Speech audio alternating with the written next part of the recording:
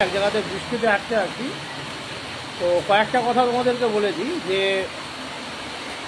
পরীক্ষা পিছবে এরকম একটা চিন্তাভাবনা তোমরা দেখতে পাচ্ছ। অলরেডি কোর্ট থেকে একটা কথাও বলেছে এসএসসি চাইলে পিছোতে পারে। তো যদি পরীক্ষা পিছোই এবং সেটা যদি পিছোই তাহলে স্বাভাবিকভাবেই পুজোর আমাদের লক্ষ্মী পুজোর পর হবে অথবা নভেম্বরের ফার্স্ট উইকে হবে। একদিক থেকে দেখতে গেলে যারা দীর্ঘদিন ধরে কেসটা লড়ছিল তাদের সদ্য রিভিউ পিটিশনটা ক্যান্সেল হয়েছে, স্বাভাবিকভাবেই তাদের একটু সময় দরকার। তো সময়টা সবাই পাবে, সময়টা অ্যাজ ইউজুয়াল প্রত্যেকে কাজে লাগাবে। আর আমাদের যেমন পড়ানো চলছিল তেমনই চলবে। যদি পরীক্ষা পিছোই তার জন্য এমন নয় যে তোমাদের কোর্স আমরা কমপ্লিট করে ফেলেছি তার জন্য আমরা বন্ধ করে দেবো, তা নয়। তোমাদের আপ টু এক্সাম যেমন আমরা চালাচ্ছিলাম তেমনই চলবে। যারা মক ব্যাচে আছো তাদের সাথে কথা হয়েছিল 150টা টেস্ট আর 16টা 60 মার্কসের টেস্ট, 10টা অলরেডি হয়ে গিয়েছে। আর ওদিকেও 104 অবধি মনে হয় সিরিয়াল চলছে। বাকিটা আমরা 2-1 সপ্তাহে হয়তো কমপ্লিট করে দেবো, করে দিতামও। কিন্তু দেওয়ার পরে এই নয় যে কমিটমেন্ট কমপ্লিট হয়ে গেল তার জন্য আমরা ছেড়ে দিচ্ছি, তা নয়।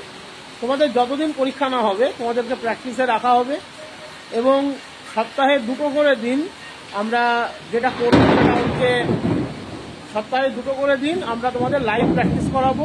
প্লাস পরীক্ষা যেমন চলছিল, পরীক্ষাগুলো যেমন নেওয়া হচ্ছিল তেমনই নেওয়া হবে। অ্যাজ ইউজুয়াল থিওরি ব্যাচেরও সিলেবাস শেষ, আর শুধু রিম্যান ইন্টিগ্রেশন আর ভেক্টর অ্যানালিসিসের কিছুটা পোর্শন আছে, আজকালেই হয়ে যাবে। কিন্তু তার মানে এই নয় যে তোমাদেরকেও আমরা ছেড়ে দিচ্ছি, ইভেন প্র্যাকটিস ব্যাচকেও ছেড়ে দিচ্ছি তা নয়।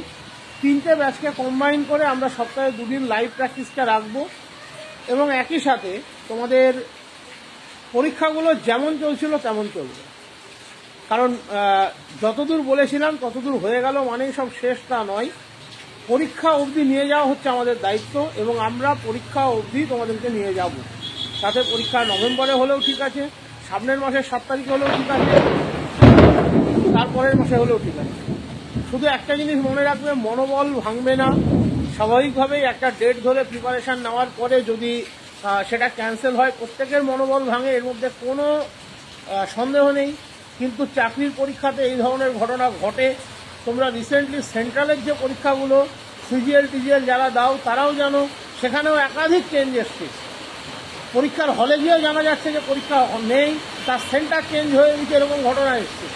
সুতরাং এইটাকে নিয়ে কেউ মনোবল ভাঙবে না। আমার বলার উদ্দেশ্য এটাই, মনোবল ভাঙবে না, মনোবলটা ধরে রাখো।